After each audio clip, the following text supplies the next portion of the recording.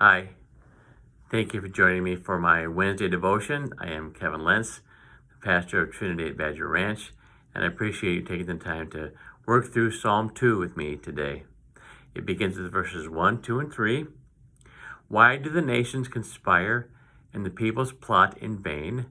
The kings of the earth take their stand, and the rulers gather together against the Lord and against his anointed one. Let us break their chains, they say, and throw off their fetters.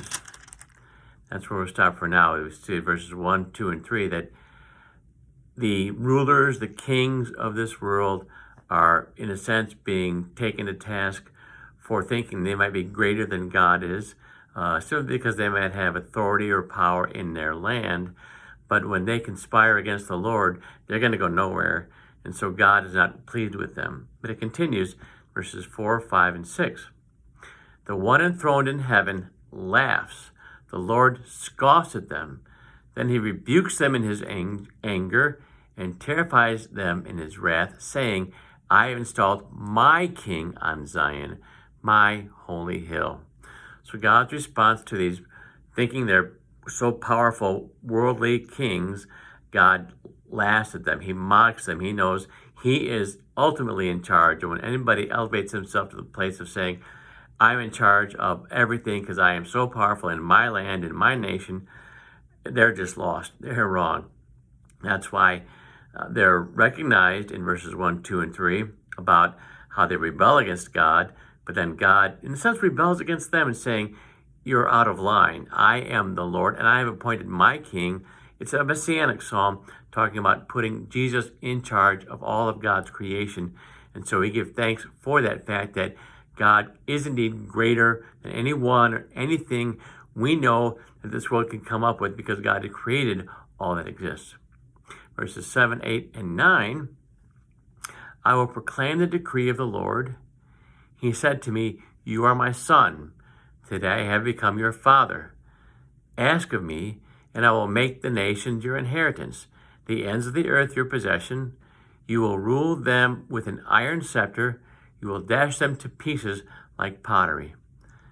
Verses 4, 5, and 6 are about where God would install his king to be in charge. And verses 7, 8, and 9 are what that king, the Messiah, would do. Again, being stronger, greater than all earthly, worldly kings, he would even dash them. He's more powerful than them. He will proclaim the decree of the Lord. I will make the nations your inheritance. So again, the king whom God installs, our Messiah, our Christ, our Savior Jesus the Lord, is greater than any king, any ruler, any authoritarian this world has. And God makes it very clear in this psalm that the Messiah, who would be coming, who will be his son or would be his son, is indeed the greatest of all rulers that could ever be. Then it ends in verses 10, 11, and 12, how God warns those kings. He talked about it in verses 1, 2, and 3. Therefore, you kings, be wise, be warned, you rulers of the earth. Serve the Lord with fear and rejoice with trembling. Kiss the Son, honor the Son, Jesus, lest he be angry and you be destroyed in your way, for his wrath can flare up in a moment. Blessed are all who take refuge in him. So it's just God kind of circling back and saying to those rebellious kings, you should be with me. You should be on my side. My son, who is king, who is ruler, who is the Messiah, the Christ, who is the greater than all, is greater than y'all.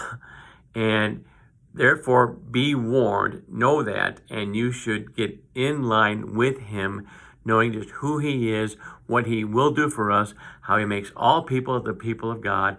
And we give thanks that that's God's great power, cautioning those who would question God's power, because God is greater than all. We know that, but we give thanks. Psalm 2 spells that out so well. So thanks for joining me here today. And if you're in town this coming Sunday, I invite you to join us for worship at 8:30 or 10:30. God bless. Bye-bye.